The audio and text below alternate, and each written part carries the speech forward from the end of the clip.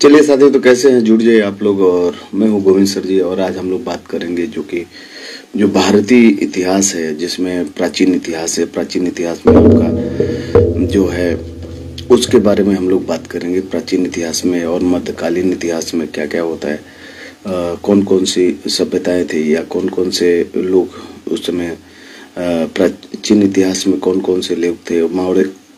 उसके बाद हम लोग जानेंगे मध्यकालीन भारत में क्या हुआ, और फिर आधुनिक भारत में। जबकि आधुनिक भारत में ऐसा माना जाएगा कि ब्रिटिश जो शासन है वो अपना पांव रख जमीन पे या धरातल पे रख चुका था। और तो इन सब के बारे में हम लोग जानेंगे।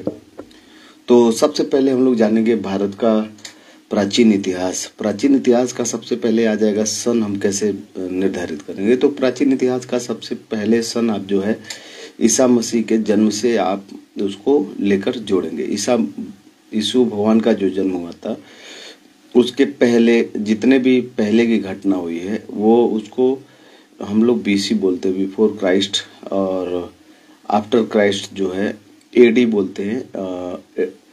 तो ईस्वी जो लिखते हैं ईसा मसीह के जन्म के बाद का समय लिखते, जैसे 1 ईयर, 2 ईयर, 3 ईयर, 4 ईयर, 5, 6, 7, 8, 9 ऐसे चलते हुए आज आ गया है 2025।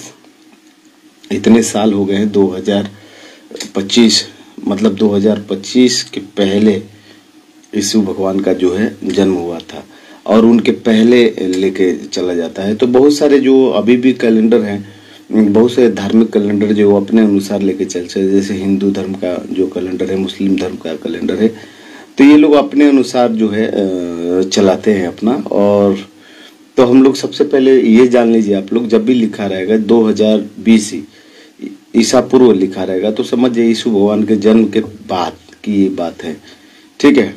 और ईसा मसीह के जन्म के बाद और जन्म के पहले के बीच का जो अंतर है 1 साल का माना जाता है। अर्थात अगर कोई कहेगा 200 ईसा पूर्व और 200 ईसा ईस्वी, दोनों के बीच कितने साल का हुआ, तो कितने ईयर हुए, तो आप जोड़ेंगे 200, 200, 400 और प्लस 1 आपको ऐड करना पड़ेगा, यानी 401 वर्ष टोटल वर्ष हो चुका है। तो आइए हम लोग जानेंगे प्राचीन सभ्यता में, सबसे प्राचीन सभ्यता में कौन कौन सी हमारी सभ्यता आती हैं। और तो ये प्राचीन सभ्यता हो जाएगी। प्राचीन सभ्यता में सिंधु सभ्यता आ गई थी। सिंधु सभ्यता उसके बाद से जो जैसे जैसे क्रम से वो सारी सभ्यताएं थी, उस सभ्यता में को उस समय जो सिंधु सभ्यता इतना डेवलप हमारी सभ्यता थी, उसके बाद वैदिक सभ्यता आई। तो इन्हीं सब बातों पे हम लोग जो है आज चर्चा करेंगे। और मैं हूँ गोविंद सर, हमारे ब्लॉग में आप सभी लोगों का जो है स्वागत है। तो सबसे पहले हम लोग शुरू करते हैं यहाँ पे प्राचीन भारत की जो सभ्यता है, सिंधु सभ्यता है, उसको बोला जाता है। सबसे पहले आता है जो 2500 से 1750 ईसा पूर्व, यानी 2500, यानी देखिए 2000, ये 25 है, 2025 है, मतलब आज से ईस्वी के पहले 2025 मान लिया जा रहा है। इसके बाद भी यानी लगभग 4,000, लगभग 4,000 से, मतलब 4,000 वर्ष पहले की ये बात है, जब हमारे इस धरती पे जो है इतिहास अक्षर का ज्ञान था, जिसमें सिंधु सभ्यता को लेके बताया गया है। तो 2500 से 1750 ईसा पूर्व में इस सभ्यता की सिंधु सभ्यता सबसे पहले प्रचलन में आया। सबसे खासियत इस सभ्यता की जो थी कि इस सभ्यता में सबसे खासियत क्या थी, तो इस सभ्यता में हम लोग सबसे विशेषताएं थी नगर नियोजन, मोहन जोदाड़ो और हड़प्पा संस्कृति, जो सबसे डेवलप ऐसा माना जाता है कि ये जो संस्कृति है मोहन जोदाड़ो। और तो ये जो सभ्यताएं थी आपका, उसको बोलेंगे कि ये जो सभ्यताएं थी नगर, उस समय विशेषताएं सिंधु सभ्यता की ये थी कि नगर नियोजन, मोहन जोदाड़ो, हड़प्पा, धोलावीरा, जल निकासी उस समय प्रणाली थी।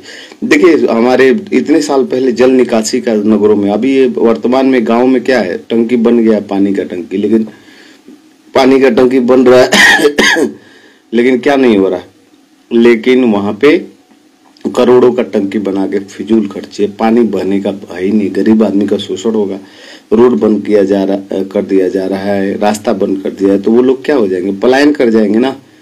तो इसी यही कारण हो कि इस समय वर्तमान में जो है, तो इस सोचिए आप सिंधु सभ्यता में जो है हमारी नगर, उस समय नगर नियोजन उस समय था, है ना, जिसमें जल निकासी की व्यवस्था थी, ग्रेट बाथ था, है ना, व्यापार था, उसमें मेसोपोटामिया के साथ व्यापार था, और लिपि जो अभी तक अपठित थी, है ना।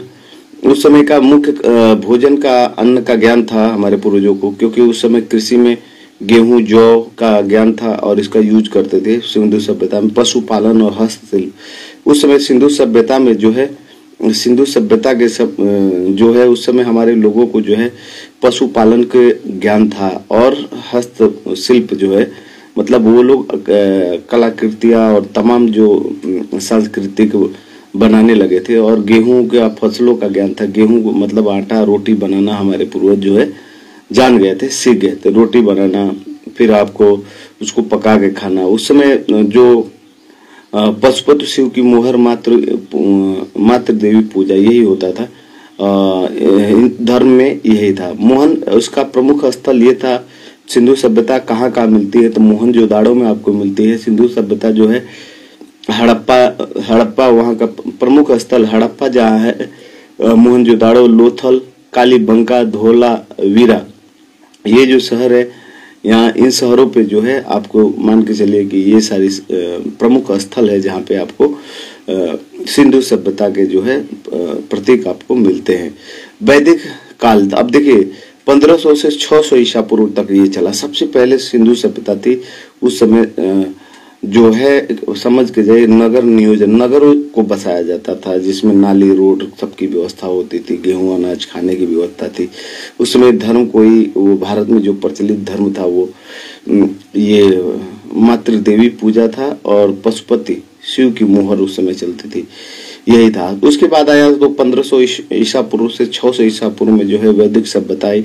वैदिक सभ्यता, वैदिक काल इसको माना जाता है। कई लोग, अभी मैं एक बार था तो एक टीचर हमारे ही स्कूल में जिसमें पढ़ा रहा था, उसी स्कूल में एक आया और बोला कि हम लोग सर आप लोग बात करिए वैदिक सभ्यता, वैदिक गणित हम लोग पढ़ेंगे, वैदिक सारा पढ़ाई होगा। तो हम समझ नहीं पाए कि वैदिक ये क्या है।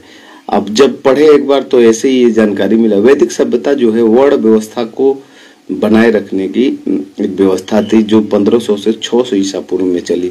और बताइए इस आधुनिक में वो हमारे सामने बोल के चला गया, और हम भी उसके साथ में जाते थे बच्चों को कन्विंसिंग में। तो हम भी गार्जियन गए कि वैदिक मैथ पढ़ाया जाए। उसने बोला आप कुछ मत बोलिएगा, बस कहे वैदिक मैथ पढ़ाया जाएगा, बाकी हम सब निपट लेंगे। वैदिक मैथ और वैदिक जो सभ्यता थी, वैदिक काल था 1500 से 1600 ईसा पूर्व में।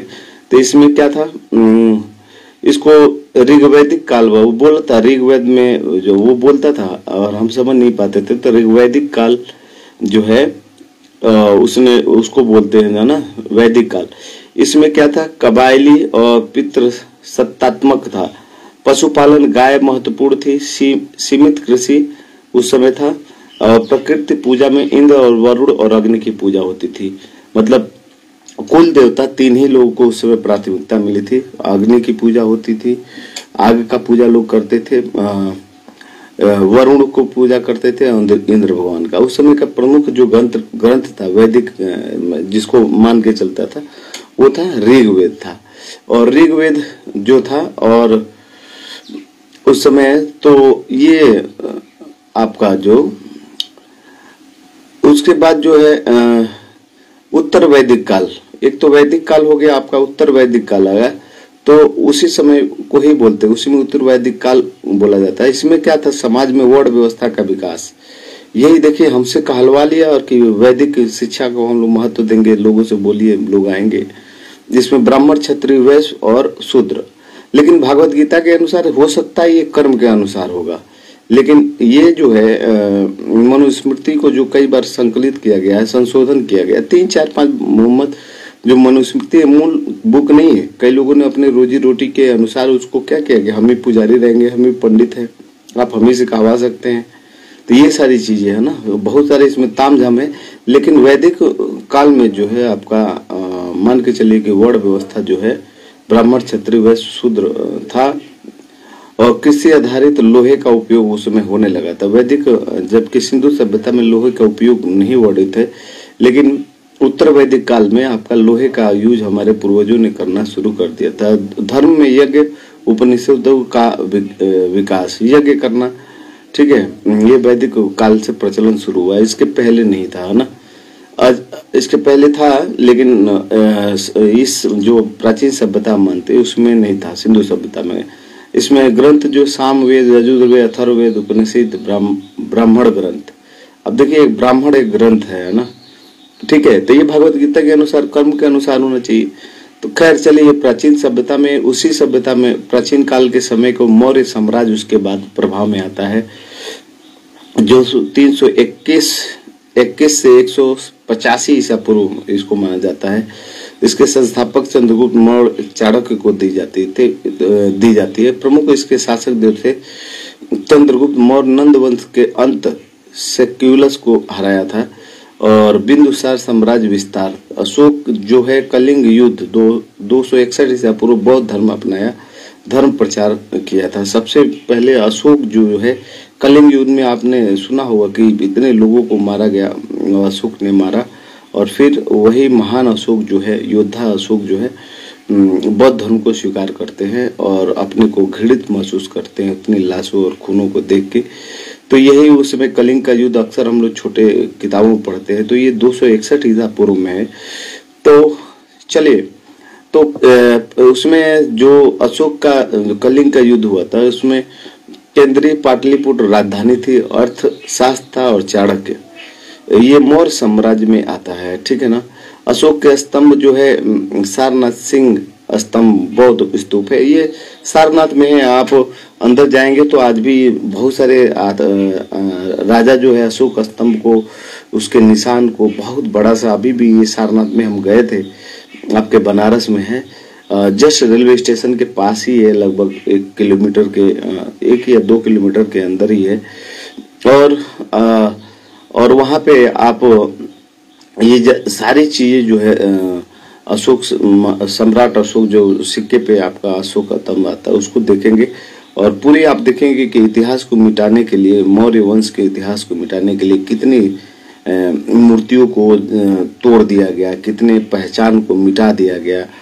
तो वहाँ पे कुछ चीजें जो है वहाँ पे खुदा गड्ढों में उसको डाल दिया गया। राजाओं ने उसको, मूल जो अशोक स्तंभ था विजय का, उसने उसको एक ही पत्थर से बना हुआ था, उसको तोड़वा दिया, ठीक है।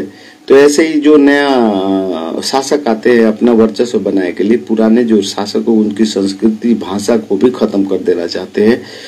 वर्तमान में भी हो रहा है, और जो भी सरकार में रहेगा तो वो ऐसा ही करता है, अपनी वो सब कुछ बनवाता है ना। तो चलिए, उसके बाद से जो है अशोक के स्तंभ जो है सारनाथ पे है, जो कला के लिए कला को, उस पे बैल, चक्र भी है, शेर भी है, कई सारे जो चिन्ह हैं उस पे। उसके बाद से प्रभाव में आता है गुप्त काल। गुप्त काल जो है 320 से 550 ईसा पूर्व संस्थापक जो चंद्रगुप्त प्रथम जो इनके हैं, चंद्रगुप्त प्रथम जो है कि ये देखिए, एक चंद्रगुप्त मौर्य जो है वो चंद्रगुप्त जो मौर्य हैं, चंद्रगुप्त मौर्य आपका वो वैदिक उत्तर, चंद्रगुप्त मौर्य जो है वो चाणक्य की मदद से मौर्य वंश साम्राज्य का वहां से स्थापन हुआ। लेकिन यहाँ चंद्रगुप्त फर्स्ट है ना, ध्यान रखिए, चंद्रगुप्त फर्स्ट का उदय जो है गुप्त काल में 320 से 550 ईसा पूर्व में हुआ था। तो इसके संस्थापक जो है चंद्रगुप्त प्रथम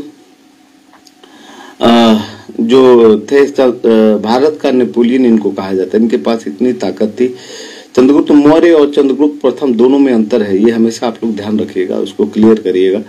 तो चंद्र कहाँ गया ये, चंद्रगुप्त प्रथम, तो इन्हीं के दौरान जो है एक समुद्रगुप्त, भारत का नेपोलियन, प्रयाग प्रशस्ति, चंद्रगुप्त द्वितीय भी आए, विक्रमादित्य को कहा जाता था, जब मेहरौली लौह स्तंभ शक विजय के में उस समय का जो गुप्त युग था उसको स्वर्ण युग कहा जाता था, यानी सोना जो है प्रचलन में आ गया था।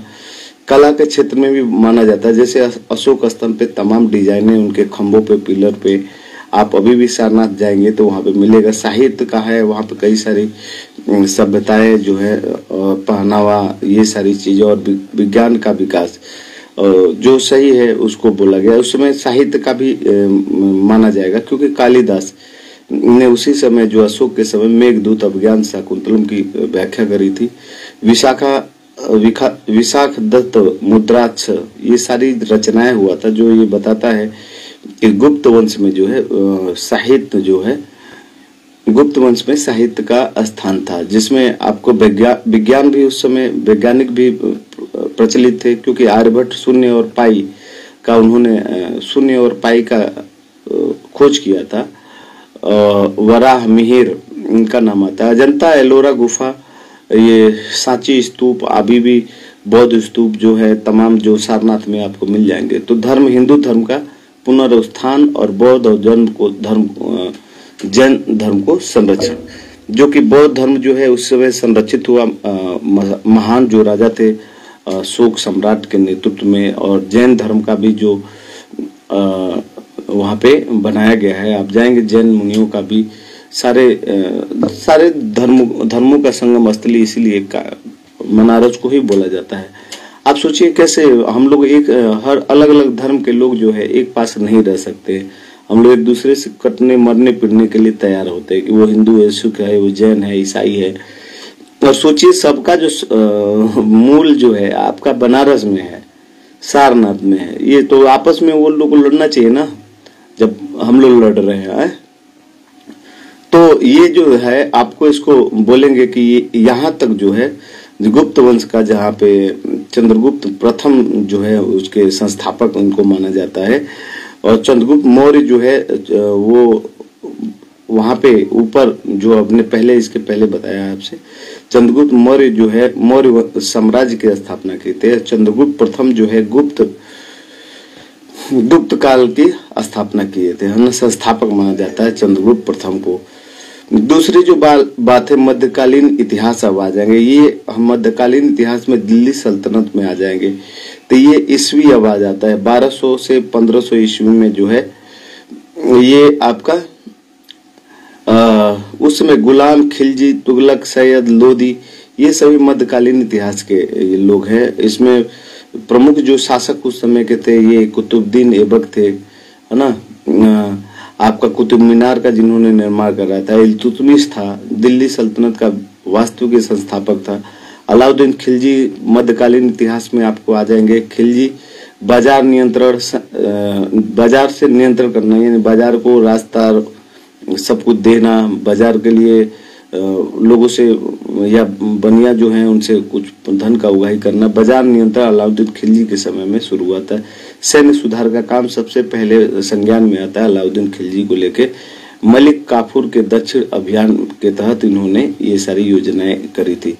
मोहम्मद बिन तुगलक जो है इसी सन में आ जाते हैं 1200 से 1500 ईस्वी में। मोहम्मद बिन तुगलक जो है दिल्ली से दौलताबाद राजधानी स्थानांतरण, सांकेतिक मुद्राएं चलाना इनके, है ना। ये राजधानी भी बदले, बहुत बार बदले। फिरोज तुगलक उसके बाद सिंचाई कल्याणकारी कार्य इन्होंने, फिरोज तुगलक जो है पहली बार कृषि को जो प्रधान मुख्य रूप से इन्होंने दिया था, और कृषि को जो है मुख्य रूप से उन्होंने सिंचाई के लिए जो भी है इन्होंने कल्याणकारी कार्य किए। सिकंदर लोदी, आगरा की स्थापना सिकंदर लोदी का माना जाता है, जहाँ वही आगरा है जहाँ पे आगरा का ताजमहल, जहाँ शाहजहां अपने जो पत्नी है मुमताज महल के जो वहाँ पे बनाया है, मकबरा बनाया है। तो ये कला और संस्कृति, इंडो इस्लामिक वास्तुकार, कुतुब मीनार, अलाई दरवाजा, है ना। ये सारे जो कुतुब मीनार का निर्माण जो है आपका, ये भी उसी समय के मध्यकालीन इतिहास में जो है आपको समझिए दिल्ली का सल्तनत हुआ जो 1200 से 1500 ईस्वी में। इसमें ये तमाम जो राजा थे, वंशज थे, गुलाम, खिलजी, तुगलक, इन लोगों ने वहाँ पे अपने अपने तरीके से राज्य को संभाला। मुगल साम्राज्य की एंट्री हो जाती है 1500 के बाद। 1500 से 1526 से प्रथम पानीपत का युद्ध होता है। तो इसमें 1526 से 1857 ईस्वी तक, आजादी की लड़ाई तक मुगलों का ही वर्चस्व रहा 1500 से 1800, यानी 1500, 1600, 1700, 1800, यानी 1600, 1700, 1800, लगभग 300 बरस से मान के चलिए मुगलों ने यहाँ पे किया। तो मुगल सबसे पहले आए तो सबसे पहले ऐसा नहीं था कि यहाँ पे मुस्लिमों का वर्चस्व नहीं था, है ना। यहाँ पे आप इतिहास जब पढ़ने जाएंगे तो इसमें आपको क्लियर समझ में आ जाएगा कि जैसे मुगल आए उसके तो सबसे पहले मुगल जो आया उसमें बाबर जो था पानीपत का प्रथम युद्ध 1526 में लड़ा, और वो हिंदू किसी ऐसा नहीं कि सारे हिंदू राजा थे भारत में, मुस्लिमों का तो भी वजूद था। यही कारण था कि सबसे पहले वो इब्राहिम लोदी पे जो है आके अटैक करता है ना, कौन जो कि प्रथम विश्व युद्ध होता। चलिए अभी पढ़ते हैं उसमें। मुगल साम्राज्य 1526 में इसकी स्थापना माना जाएगा, 1857 ईस्वी तक चला। प्रमुख शासक जिसमें अकबर आए, जहांगीर आए, शाहजहां आए, औरंगजेब आए, है ना। बाबर तो पहले जानिए, पहले मुख्य संस्थापक जो मुगल साम्राज्य का जो था पहला राजा था, जो 1500 से 300 बरस इन्होंने राज किया। उसमें सबसे पहला संस्थापक जो मुगल वंश का हम लोग मानेंगे उसको बाबर को मानेंगे। बाबर के बाद जो है उसके बाद बाबर के बाद उसका लड़का जो है अकबर, अकबर का लड़का जहांगीर, जहांगीर का लड़का शाहजहां, शाहजहां का लड़का औरंगजेब। औरंगजेब लास्ट था, क्योंकि देखिए आप सबको मिला के नहीं चलेंगे तो आपके पास दिक्कत हो जाएगी। तो बाबर जो है सबसे पहला उनका नाम आता है कि पानीपत का प्रथम विश्व युद्ध उन्होंने लड़ा था, और किसको हराया था? ये इब्राहिम लोदी को हराया था, जो कि एक मुस्लिम राजा थे। और अकबर जो है धार्मिक सहिष्णुता, दीन इलाही धर्म चलाया था। राजपूत नीति अकबर ने बनाया था, राजपूत नीति, मनसबदारी, ये भी एक कोई प्रथा होगी जिसके तहत कुछ इन्होंने। जहांगीर के शासनकाल अकबर के बाद उसका जो नया पीढ़ी आई वो जहांगीर कहलाया। जहांगीर जो था न्याय की जंजीर उसको बोला जाए। नूरजहां का प्रभाव इनके ऊपर बहुत था, नूरजहां। शाहजहां उसके बाद आते हैं। शाहजहां जो है ताजमहल बनवाते हैं और लाल किला बनवाते हैं। ये लाल किला को ताजमहल जो आज भी आप लोग देखते हैं, ये मुगल वंशज के जो राजा थे, शासक थे, उसमें उसके वंशज शाहजहां जो है उनका नाम आता है। उसके बाद औरंगजेब जो आता है, लास्ट मुगल साम्राज्य की पीढ़ी जो माना जाएगा कि इसने मुगल सल्तनत का जो है मटिया मिलीन कर दिया। और ये दूसरे धर्म के खिलाफ, जैसे हिंदू धर्म के खिलाफ बहुत ही कटुता की तरह ये पेश आता था आपका, है ना।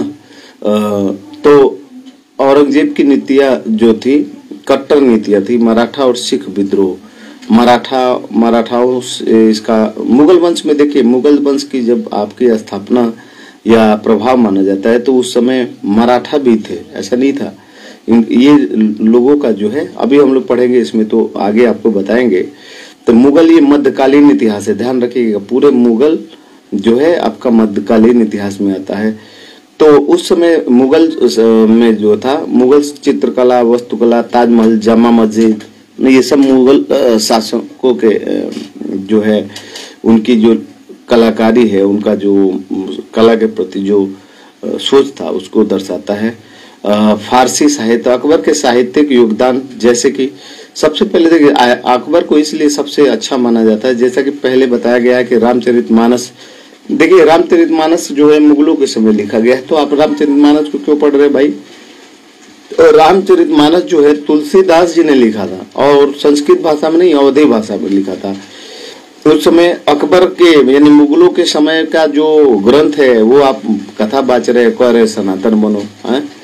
मुगलों ने आपको वो ऐसा करने के लिए आपको तमाम सारी सुविधाएं दी। सूरदास सागर, तुलसीदास, सूरदास जी, देखिए सूरदास जी जो है मुगल के समय इनका जन्म हुआ था, नहीं, यानी 1526 से 1857 के बीच में ही ये लोग जन्मे थे, है ना। तो इन्होंने ब्रज भाषा, सूरदास जी ने सारी रचनाएं ब्रज भाषा, संस्कृत में नहीं लिखा। तो फारसी अनुवाद, रजमनामा, महाभारत, ये ना, ये अनुवाय ए सुहेली, पंचतंत्र, तो ये जो सारी चीजें जो है आप मान के चलेंगे कि जो अकबर के समय में हुआ था साहित्यिक, भक्ति सूफी आंदोलन जो मध्यकालीन इतिहास में आप अभी हम लोग उसी में है, भक्ति और सूफी आंदोलन सारे मध्यकालीन इतिहास में आते हैं। तो अगर आप ज्यादा नहीं, अगर यूपी टेट का पेपर देने जा रहे हैं तो ये लगभग 10-15 टॉपिक हैं। इस पे आप लोग प्राचीन इतिहास हो गया आपका, ये मध्यकालीन हो गया, अभी आधुनिक इतिहास हो जाएगा। तो भक्ति आंदोलन जो है मुगल के शासन काल में हुआ था। विशेषताएं इसकी ये मानी जाती है कि ईश्वर के प्रति व्यक्ति भक्ति, जातिगत भेदभाव का प्रमुख भेदभाव का विरोध हुआ था भक्ति काल में। यही वो कारण है, यही वो भक्ति काल है कि जिसमें सूरदास जी जो है तमाम रचनाएं लिखती हैं। तुलसीदास जी है राम के बारे में तमाम रचनाएं। और इस समय क्या हुआ था, जातिगत भेदभाव का विरोध हुआ था। यही कारण है कि हिंदू धर्म की रचना रसखान जी कर जाते हैं, तमाम मुस्लिम जो लेखक हिंदी में होते हैं वो सब लोग करते हैं, और हर जाति वर्ग के लोग आके और हिंदी संस्कृति, हिंदी भाषा को आगे बढ़ाने की कोशिश करते हैं। इसमें कई सारे, अब सोचिए मुगलों के समय के ये लेखक हैं रामानंद, राम भक्ति, सभी जातियों के लिए भक्ति, है ना। रामानंद जी का ये सभी जातियों के लिए भक्ति, सभी लोग को उन्होंने बोला सब लोग करिए। कबीरदास निर्गुण भक्ति करते, हिंदू मुस्लिम एकता के प्रतीक में माना जाता है, क्योंकि उन्होंने कुछ हिंदुओं की गलत परंपराओं का विरोध भी किया, मुसलमानों के भी गलत परंपराओं का विरोध किया, और लेकिन हिंदू मुस्लिम के बीच में रहे, और कभी हिंदू से भी दूर नहीं रहे, कभी मुस्लिम से भी दूर नहीं रहे। तो कबीरदास जी जो है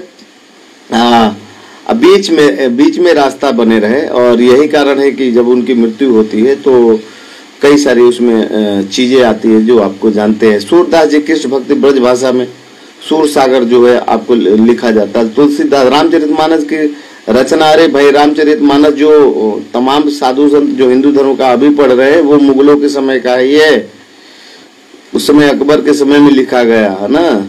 तो रामचरितमानस जो है वो भी संस्कृत में नहीं, अवधी भाषा में राम के भक्ति के बारे में लिखा गया। मीराबाई आती है, कृष्ण भक्ति राजस्थान में जो इनका राजस्थानी ब्रज भाषा में भजन करती है। सूफी, तो ये आपका जो हो गया भक्ति हो गया। सूफी आंदोलन में विशेष उसका रहस्य प्रेम और भक्ति, संगीत और क्षमा को, है ना। प्रमुख सूफी संत जो ख्वाजा मोइनुद्दीन चिश्ती अजमेर की दरगाह, यही है ख्वाजा मोइनुद्दीन चिश्ती की अजमेर की दरगाह, है ना। सूफी संत इनको माना जाता है। निजामुद्दीन औलिया दिल्ली में इनका है। बाबा फरीद, शेख सलीम चिश्ती प्रभाव, हिंदू मुस्लिम और संस्कृत समन्वय किया था बाबा फरीद, शेख सलीम चिश्ती। यही होता है कि जो ये दरगाह है इस पे हिंदू मुस्लिम सब लोग जाते हैं, है ना, सारे लोग मिलकर चादर चढ़ाते हैं। तो ये सूफी आंदोलन है। सूफी आंदोलन का मेन है रहस्यवाद, प्रेम और भक्ति को, ये सूफी आंदोलन जो मध्यकालीन इतिहास के तहत ही आता है, और ये हिंदू मुस्लिम एकता को, संस्कृति को समन्वय बनाता है। तो ये था आपका मध्यकालीन इतिहास। मध्यकालीन इतिहास में आपने जाना कि सारे मुगल शासक जो है मध्यकालीन मुगल साम्राज्य में आते हैं। मध्यकालीन भारत में दिल्ली का सल्तनत है, जैसे दिल्ली के सल्तनत में गुलाम, खिलजी, तुगलक, है ना, सैयद, लोदी, ये सारी राजाओं ने राज किया दिल्ली पर, जो कि 1200, ये मध्यकालीन इतिहास में इतना ही आएगा। मध्यकालीन इतिहास में आप भैया सीधा जानिए कि गुलाम, खिलजी, तुगलक सब लोग दिल्ली में राज किए, सैयद, लोदी, और मध्यकालीन में अभी मुगलों का, सारे मुगलों का हमने नाम आपसे बताया कि ये मध्यकालीन इतिहास है। और जो प्राचीन इतिहास है उसमें आपको सिंधु सभ्यता, वैदिक काल, सिंधु सभ्यता, मौर्य साम्राज्य और गुप्त काल, ये जो है आपका कौन कौन हो गया। तो हम लोगों ने जाना कि प्राचीन सभ्यता में ये आपका सिंधु सभ्यता, उसके बाद वैदिक सभ्यता, उसके बाद चंद्रगुप्त हो गए, उसके बाद गुप्त साम्राज्य, यही 3-4 सभ्यताएं जो है जो आपको प्राचीन इतिहास के बारे में। तो और ये भी है आपका अकबर, मुगल मध्यकालीन इतिहास में आप अगर जाएंगे तो मध्यकालीन इतिहास में आपको दिल्ली के सारे राजा जो है बैठते हैं। मुगल साम्राज्य, भक्ति और सूफी आंदोलन का सबसे बड़ा विकास अगर कहीं हुआ तो वो मुगल मध्यकालीन इतिहास में हुआ।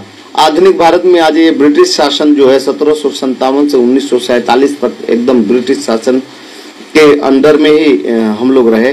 इसमें प्लासी का जो युद्ध हुआ था उसमें रॉबर्ट क्लाइव के नेतृत्व में पहला प्लासी के युद्ध में रॉबर्ट क्लाइव कूदा था और उसने ब्रिटिश शासन को एक तरह से स्थापना किया था भारत में। प्रमुख घटनाएं चलिए आपको, बक्सर का युद्ध जो 1764 में हुआ था, देखिए 57 में हुआ था, पर 57, 58, 59, 60 यानी 3 वर्ष ये और 64 यानी 7 वर्ष बाद जो है बक्सर का फिर युद्ध लड़ा जाता है, ब्रिटिश प्रभुत्व स्थापित हो जाता है ना।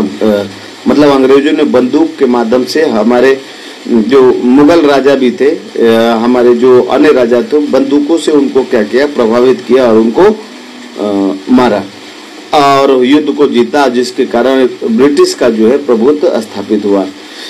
अस्थाई बंदोबस्त, लॉर्ड कार्नवालिस, रायटवारी और महालवारी प्रणाली, सामाजिक सुधार, सती प्रथा निषेध। देखिए सती प्रथा हिंदू धर्म में परंपरा है, परंपरा कभी धर्म नहीं होता, ये बदलता जाता है, ठीक है। कभी जैसे मान लीजिए छठ पूजा इतना प्रभावी नहीं था, आज आ गया, कई सारी खराब जो त्योहार और परंपराएं थे वो हटते गए, नई परंपराएं तो ऐसे ही आती जाती है ना। 1859 राजा राम मोहन राय ने सती प्रथा को निषेध किया, विधवा को पुनर्विवाह 1856 ईस्वी में, है ना। ईश्वर चंद्र विद्यासागर ये लोग विद्रोह किए थे, है ना। ऐसा नहीं है कि कोई कमियां हिंदू धर्म का बताया जा रहा है तो हम लोग हिंदू धर्म के खिलाफ नहीं है। ये वही लोग हैं जो उस समय राजा राम मोहन राय को भी कहते हैं कि हिंदू सनातन के खिलाफ है, सती प्रथा के जो निषेध किए थे, तो यही वही लोग हैं जो आज कह रहे हैं कि सनातन के आप विरोधी हैं, वो हम लोग को बताते हैं। वो ईश्वर चंद्र विद्यासागर के भी ये लोग विरोधी रहे हैं। तो 1857 का विद्रोह कब हुआ था, सबसे पहले हम लोग इसमें जाने, क्योंकि 1857 जो है तभी जो एक तरह से माना जाएगा कि पहली जो है अंग्रेजों की जो नींव हिली थी और चर्बी वाले कारतूस का सामाजिक आर्थिक शोषण हुआ था। उसमें प्रमुख नेता मंगल पांडे, रानी लक्ष्मीबाई, तात्या तोपे, नाना साहब, बहादुर शाह जफर, ये सभी लोग जो है ईस्ट इंडिया, इन लोगों ने विरोध किया था कि चर्बी लगे, उसमें सुअर का चर्बी। अब ब्रिटिश देखिए सुअर का चर्बी लगाते थे, गाय का चर्बी लगाते थे कारतूस में, क्योंकि वो चमड़ी लगा के उसको दबाने पे कारतूस जो है बंद हो जाता था, खींचने पे फिर चमड़ी दांत में लगा खींचने से क्या होता था, उस पीतल के बारूद वाले ढक्कन खुल जाते थे। ईस्ट इंडिया कंपनी का अंत जो है शासन ब्रिटिश क्राउन को हस्तांतरित। तो प्रमुख जो संगठन है आपके स्वतंत्रता संग्राम के, इसके बारे में हम लोग बात करते हैं कि स्वतंत्रता संग्राम में आइए आते हैं। तो प्रमुख संगठन भारतीय राष्ट्रीय कांग्रेस जो थी उस समय, देखिए आरएसएस कोई नाम नहीं आता है इसमें। 1885 एओम यूम, मॉडरेट गोपाल कृष्ण गोखले, उग्रवादी लाल बाल पाल के नाम से, ठीक है। मुस्लिम लीग की स्थापना 1906 में, जिन्ना विभाजन की मांग 1906 में करते हैं। देख लीजिए पाकिस्तान का इसी समय जो है भारत जो है बटा था 1906 ईस्वी में। असहयोग आंदोलन हुआ था। ये जो आंदोलन है आप देखिएगा 1947 के बीच में होता है, यानी 1900 और 1947 के बीच में मान के चलिए कि आपका एकदम से आजादी की लड़ाई के समय सिर पे हो रही थी ये सारे, जैसे असहयोग आंदोलन है ना 1920 से 22, देखिए 20 से 22, 47 आने वाला है। गांधी स्वदेश चरखा है ना, गांधी जी प्रमुख में थे और स्वदेशी चरखा के लिए सविनय अवज्ञा आंदोलन 1930 में, देखिए नमक सत्याग्रह, दांडी मार्च, भारत छोड़ो आंदोलन 1900, गांधी जी कहे थे करो या मरो, उस समय एकदम पूरा आर या पार की लड़ाई। कई लोग कहते गांधी जी दाहिना गाल तो बाया कहते थे, नहीं, अलग अलग समय पे अलग अलग गांधी जी ने। यहाँ देखिए 1900 भारत छोड़ो आंदोलन 1942, देखिए 42 यानी ठीक 47 होने वाला है, यानी भारत को आजादी मिलने वाली है। सोचिए आजाद हिंद फौज 1942 में सुभाष चंद्र बोस दिल्ली चलो का नारा लगाते हैं और जापान से ये सेना लेके आते हैं। जापान में ही ये आजाद हिंद फौज का सुभाष चंद्र बोस ने जो है उसकी स्थापना किया था। तो वहां से लाके सैनिकों से मोटिवेट करके और यहाँ पे 1947 15 अगस्त 1947 को भारत विभाजन हुआ था और भारत और पाकिस्तान बटा था, जिसमें पाकिस्तान अपना बनाता है। और तो ये लोग थे आजादी की लड़ाई में जिन लोगों ने साथ दिया, जिन लोगों ने साथ रहा। तो हमें भी अपने लोगों को जो है, अपने पूर्वजों को जो है हमेशा याद करना चाहिए। और महात्मा गांधी जो है अहिंसा सत्याग्रह, दांडी मार्च और भारत छोड़ो आंदोलन लास्ट में देखिए भारत छोड़ो आंदोलन 1942 में करो या मरो की नारा देते हैं महात्मा गांधी। वही महात्मा गांधी जो कई बार जो है वो हाथ क्यों नहीं चलाते हैं, क्योंकि उनको कानून के वो जानकार थे, और यही वो अगले पार्टी को जो है गैर कानूनी अगर काम करता है तो उसको अंग्रेजों के जो बनाए कानून है उसमें ही वो फंसा देते थे। ठीक है, यही कारण होता है कि हमको जवाहरलाल नेहरू मॉडरेट विचारधारा स्वतंत्र भारत के पहले के प्रधानमंत्री, सुभाष चंद्र बोस आजाद हिंद फौज सशस्त्र संघ के, है ना, अन्य नेता में आप मान के चलिए हिंदुस्तान सोशलिस्ट रिपब्लिक आर्मी के जो मेन लीडर थे भगत सिंह, 22 साल और 20 से 25 साल के इसमें सारे युवा क्रांतिकारी होते हैं, जो कि सरदार पटेल, बारबडोली सत्याग्रह, रानी लक्ष्मीबाई, है ना। तो ये सोचिए आप उस समय जो भगत सिंह के साथ मात्र 20 से 25 वर्ष के लड़के थे, हम लोग 25-30 वर्ष के हम लोग की उम्र हो रही है, और इतने ये लड़के जो है मर जाते हैं फांसी के तख्ते पे हंसते हंसते। और आजकल क्या हो रहा है, पैसा कैसे बने, है ना, रोड बने या ना बने, एक दूसरे को कैसे। तो ये जो आपका मध्यकालीन इतिहास को आधुनिक इतिहास 1947 में आके आपका खत्म हो जाता है, जबकि पूरा जो इसमें ब्रिटिश का ही आपको मध्यकालीन इतिहास में आपने देखा है कि जो दिल्ली के सल्तनत के जितने राजा थे, और मध्यकालीन इतिहास में आप अगर नीचे आपको हमने बताया तो उसमें मुगलों के बारे में बताया, सूफी और भक्ति काल का समय भी माना जाता है मध्यकालीन जो इतिहास है। उसके बाद जैसे आधुनिक इतिहास में आएंगे तो आपका सीधा जो बात आप करेंगे ब्रिटिश हुकूमत के बारे में, जिसमें 1857, 1906, 1922, 1946, हर 1947 ये सारे जो घटनाएं हुई हैं। तो ये भारत का जो है प्राचीन इतिहास आपने अन्य हम कहते हैं कि आप अन्य जानकारी भी जो ये प्राथमिक जानकारी के लिए हमने आपको हमेशा बताता हूँ। तो आप जो है ये सारी जो चीजें हैं पेट का पिछले का आप लोग देखें, पेपर भी देखें, और ऐसी चीजें जब आपको, तो आज चलिए इस वीडियो में हम लोगों ने यही इस वीडियो को समाप्त करते हैं। तो इस वीडियो में हम लोगों ने जाना है कि क्या प्राचीन इतिहास के बारे में, जो कि ईसा के पूर्व जो BC में हम लोग जाके हम लोगों ने पढ़ा, जिसमें आपको सिंधु सभ्यता, वैदिक और तमाम जो है चीजें उसमें आई। और दूसरे जो मध्यकालीन इतिहास, उसमें प्राचीन इतिहास में सिंधु सभ्यता सबसे पहले, जिसमें नाली यानी पानी निकालने की व्यवस्था भी थी, यानी एकदम शहरीकरण नगर पालिका के जैसे, उसमें मोहनजोदाड़ो, हड़प्पा जो सारी चीजें आती हैं, कैसे आप वहाँ पे जो है तमाम जो शासक होते हैं, कलाएं होती हैं। तो प्राचीन सभ्यता में सिंधु सभ्यता आपको आती है, उसके बाद से वैदिक सभ्यता आ जाती है, और उसी में उत्तर वैदिक काल, जिसमें वर्ण व्यवस्था के बारे में बात होती है। लेकिन ये वर्ण व्यवस्था जाति के आधार पे नहीं थी, हम भी कहेंगे इस मंच के माध्यम से। वो कर्म के अनुसार से आप ब्राह्मण है, क्षत्रिय है, वैश्य है, बनिया है, शूद्र है, जो कि वर्तमान में लागू हो रहा है। बनिया देखिए कौन है, हर जाति के लोग हैं, और पुजारी क्या है, हर जाति के लोग हैं, पंडित हर जाति के लोग हैं, ना।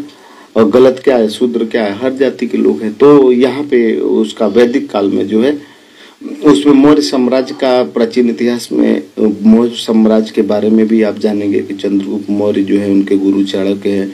उसके बाद जैसे नीचे आप आते हैं थोड़ा सा, तो गुप्त वंश के संस्थापक जो है उसमें आ जाते हैं आपको चंद्रगुप्त फर्स्ट, और चंद्रगुप्त फर्स्ट आ जाते हैं। और उसके बाद से शुरू होता है कि आपका उसमें समुद्रगुप्त का नाम आता है। गुप्त काल में जो है, गुप्त काल के संस्थापक चंद्रगुप्त प्रथम जो होते हैं, और उसके तमाम उस समय के राजा जो 320 से 550 ईस्वी में थे, उस समय समुद्रगुप्त हुए, चंद्रगुप्त द्वितीय हो गए, कुमारगुप्त और स्कंदगुप्त। स्कंदगुप्त यही वो स्कंदगुप्त है जिन्होंने होड़ों का प्रतिरोध किया था, जिन्हें भारत का नेपोलियन कहा जाता है, जो कि गुप्त वंश से आते हैं, जो कि मध्यकालीन इतिहास। उसके बाद मध्यकालीन भारत आ जाता है, प्राचीन इतिहास में थे उनकी। तो इसमें आपने को बताया दिल्ली के सल्तनत जितने भी है, कुतुबुद्दीन ऐबक है, इल्तुतमिश है, अलाउद्दीन खिलजी है, बाजार नियंत्रण, मोहम्मद बिन तुगलक है, फिरोज तुगलक है, सिकंदर लोदी, जो कि 1200 से 1500 ईस्वी में इन लोगों का प्रभाव में आया। उसके बाद से आपके आ जाते हैं मुगल जो साम्राज्य है, 1526 में इनकी एंट्री होती है, 1526 से लेकर 1857 की लड़ाई जो है तब तक मुगलों का होता है, तभी एंट्री हो जाती है अंग्रेजों की। अंग्रेजों ने मुगल राजाओं को जो है, चूंकि मुगल जबकि भारत के जो लोग थे उनके पास ना तो लोहे का ज्ञान नहीं था, मतलब लोहे का ये सब चीजों का ज्ञान नहीं था, केवल लाठी भाजना और नोकीले पत्थरों का इनको ज्ञान था भारतीय लोगों को। और यही कारण था कि भारत को सबसे पहले जो है भारत के पास लाठी कुश्ती यही सुरक्षा के दृष्टि में था। तो सबसे पहले जो है भारत पे आक्रमण किए थे। और मुगल जो आया था, सबसे पहले मुगल जो बादशाह बाबर आया था वो इल्तुतमिश को हराया था पानीपत का प्रथम युद्ध में। और मुस्लिम राजा को वो अटैक करता है। ऐसा नहीं कि वो आया तो यहाँ मुस्लिम धर्म का मुगलों ने प्रचार किया। हम मुगलों का एक वंशज जो था सबसे लास्ट में जो आप अकबर और उसके बाद जो था उसने क्या किया था, उसने जबरदस्ती, लेकिन वहीं पे इन लोगों का मुगल जो था उन लोगों का पतन हो गया है ना, जिसमें औरंगजेब का नाम आता है जो कि मुगल वंश से था। तो भारत में जो है ये जो अंग्रेज जो है नहीं, जो भारत में मुगल आए तो भारतीय लोग राजा कैसे हार गए, क्योंकि भारतीय राजाओं के पास बहुत था तो लोहे का ज्ञान नहीं था। भारतीय राजाओं को बस कुश्ती था, पुश्तैनी और लाठी डंडा या भाले भी नहीं थे, क्योंकि नुकीले लकड़ी के थे। लेकिन अब जैसे कैसे भारत को गुलाम किया गया मुगलों ने, तो मुगल जब आए तो वो लोग ईरान और उधर अफगानिस्तान की तरफ से वो सब आए थे सब। और उन लोगों ने क्या किया कि नुकीले, उन लोगों को धातु का ज्ञान था और नुकीले उन लोगों तलवार और भाला जो है बनाए, जिसके कारण जो है वो आके हम लोग के लाठी और कुश्ती पे भावी पड़े। दूर से ही भाला मार देते थे, दूर से पास में आते आते मान लीजिए आप किसी का गला दबाएंगे, वो चाकू निकाला, छुरी निकाला, तलवार निकाला और आपको घोंप दिया। तो इस प्रकार से इतना कटिंग और मार काट किए कि वो लोग प्रभाव में आ गए। लेकिन ये लोग अपने में इसीलिए कहते हैं कि आपको अगर भविष्य में बने रहना तो आपको अपडेट रहते रहना है, क्योंकि जैसे ये लोग आए, जैसे अब उसके बाद देखिए भारत के लोग क्या हो गए, अब उनके अंडर में हो गए, गुलाम हो गए। भाई जान नहीं जाएगी, उससे बढ़िया उनसे मिल के रहने लगे और वो नियम अपना बनाने लगे। फिर तो अंग्रेज कैसे, अंग्रेजों ने 1600 ईस्वी में 1400 में अमेरिका आजाद हुआ, ब्रिटिश उस समय का आजाद हुए और 200 बरस आजादी का, अभी भारत के आजाद हुए 100 बरस भी नहीं हुए। अभी 75वां 80वां पता नहीं कौन कौन सा आजादी का अभी हम लोग मना रहे हैं, 100 वर्ष भी नहीं हुआ।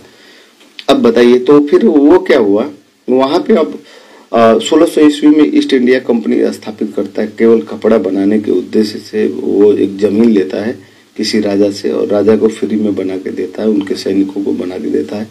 तो राजा एक जमीन देता है और वहां पे ईस्ट इंडिया कंपनी की स्थापना होती है। फिर ईस्ट इंडिया कंपनी अपने कंपनी की रक्षा के लिए जो है बंदूकों वाला गार्ड लेके आता है और बंदूक रहती है। तो कोई एक बार सोचते हैं सब, यही मुगल जो राजा थे, जो मुगल के अधीन सारे राजा लगभग थे, तो उन लोगों ने सोचा कि क्यों नहीं ईस्ट इंडिया कंपनी के पास ज्यादा कमाई हो रहा है, इसको लूटा जाए। तो लूटने जाते हैं तो उसके जो ईस्ट इंडिया कंपनी के गार्ड होते हैं उनके पास स्वचालित बंदूक होती है, जिससे वो मार देते हैं और इनके जो है सैनिक मारे जाते हैं। तो भाला ले जाके पास से फेंकेंगे ना, और वो आपको 50 मीटर पहले ही आपको शूट कर दिया, 100 मीटर पहले ही आपको शूट कर दिया, तो आप पास में जाएंगे तब तो तलवार मारेंगे। तो इस प्रकार से जो है गोली की बंदूक पे सत्ता हासिल होती है भाई साहब, तलवार पे होती है, मर्डर करने से होती है। देखिए कैसे तलवार के नोक पे कौन जीत गया, मुगलों का भारत में हो गया। और अंग्रेज मुगल को कैसे हराए, बंदूक के नोक पे। एकदम डर बड़ा चीज है। तो मुगल जो होते हैं यहाँ पे, जो आपके जो अंग्रेज जो होते हैं वो बंदूक के नोक पे जो है मुगल के अधीन जो राजा थे, जिन चाहे हिंदू थे या मुस्लिम थे, उनको इन्हों शूट किया और हराया। इस प्रकार से पानीपत का प्रथम विश्व युद्ध लड़ा, जिसमें लॉर्ड क्लाइव ने यहाँ पे ब्रिटिश हुकूमत की स्थापना किया था, है ना। तो ये जो आधुनिक युग में जो है प्लासी का युद्ध में रॉबर्ट क्लाइव जो है, सॉरी पानीपत बोले, 1757 में इनका अंग्रेज जो है भारत में इस प्रकार से आते हैं। 1757 से लेके 1947 तक यही अंग्रेज जो है हमारे आपके लोगों को क्या करते हैं। अब आप हम घूमते हैं तो उस बंदूक से शूट कर देते हैं दूर से ही, आपसे 100-200 को पहले से ही। और इस प्रकार से 1857 में जो है, जैसे बंदूक है ना, बंदूक को ऐसे मान लीजिए ढकना है बारूद डाल के, बंदूक को बारूद डाल के, लकड़ी से बारूद डाला और उसको ढकना है। तो ढकने के लिए क्या करते थे, एक पीतल का उस पर टोपी लगाते थे। तो टोपी जब लगाते थे बारूद में, तो बारूद के पहले चमड़ी लगा, कारतूस का यूज करते थे ना, उसको लगा के, क्योंकि वो पकड़ के दांत में ऐसे खींचेंगे तो वो पीतल का टोपी बाहर आ गया, बारूद जिंदा हो जाता था, कहीं भी यूज कर लेते थे। तो इस प्रकार से बंदूकों में डाल के कई सारी चीजें जो थी, मतलब उसमें चर्बी लगे होते। और कैसे चर्बी लगाता था, क्योंकि कांग्रेस को पता था यहाँ मुगल की वजह से, मुगल के पहले जो है हिंदू खेल रहे थे, फिर मुस्लिम कुछ, हिंदू मुस्लिम तो था ही लेकिन कटुता नहीं था, फिर मुस्लिम खेल रहे हैं सब। तो अब देखे कि हिंदू मुस्लिम ये आपसे में है, तो सुअर का लगाता था जो मुस्लिम धर्म का विरोधी है, मांस है, गाय का लगवाता था जो है ना, ये दोनों का विरोध करता था। और उसका मेन उद्देश्य था जितना हो सके पैसा जो है यहाँ से, क्योंकि कंपनी के रूप में आए थे, उनका उद्देश्य यहाँ का संस्कृति और वो नहीं था, यहाँ का उद्देश्य था यहाँ पे राज करना। और तमाम चीजों जो अस्थायी रूप से रेल जो है इन लोगों ने निर्माण किया, और उससे तमाम सोना और चांदी जो है लूट के ले गए, यहाँ का धन ले गए, तब यहाँ का प्राकृतिक जो शोषण पता नहीं क्या क्या किए होंगे। तो इस प्रकार से ये जो अंग्रेज जो है भारत में आए, और इस प्रकार से भारत का पूरा इतिहास आपने जाना। और ये थोड़ा थोड़ा फोकस है, लेकिन कम से कम इतना जान गए कि प्राचीन इतिहास में कौन कौन आते हैं, मध्यकालीन इतिहास में क्या क्या हमको पढ़ना है, और आधुनिक इतिहास कहाँ से स्टार्ट होता है। पूरा आधुनिक इतिहास जो है ब्रिटिश हुकूमत पे ही घूमती है, उसी के आजू बाजू। और जितना बड़ा डीपली आपका पेपर होता है वैसे आप तैयारी करिएगा, क्योंकि कई सब्जेक्ट पेपर जो होते हैं वो फिक्स होते हैं कि इसी से संबंधित आपके आएंगे। तो डीपली पढ़िए और जुड़े रहिएगा। और हम थोड़ा राजनीति से हट के सोच रहे हैं कि आप लोगों को वीडियो जरूर लाएंगे। राजनीति इसलिए ला देते हैं कि थोड़ा सा अभी तेरा बीजेपी या सपा या कोई भी झंडा है, उसके लोग कटुता है ना, वो चाह रहे हैं कि वैदिक सभ्यता में जाए, वर्ण व्यवस्था में जाए, आधुनिक में कोई चीज दे ही नहीं रहे हैं। तो संविधान है, फिर भी ठीक है, आप लोग कटुता तो रहेगा। 100 वर्ष भी नहीं हुआ भारत की आजादी को, तो आने वाले समय में 100-200 बरस में हम लोग न रहे, है ना, तभी ये ठीक हो पाएगा। ऐसा हम भी नहीं बदल सकते, ना तो कोई पर्टिकुलर पार्टी बदल सकती है। ठीक है, तो सभी लोग जुड़े रहिएगा। आप सभी लोग को जय हिंद, नमस्कार।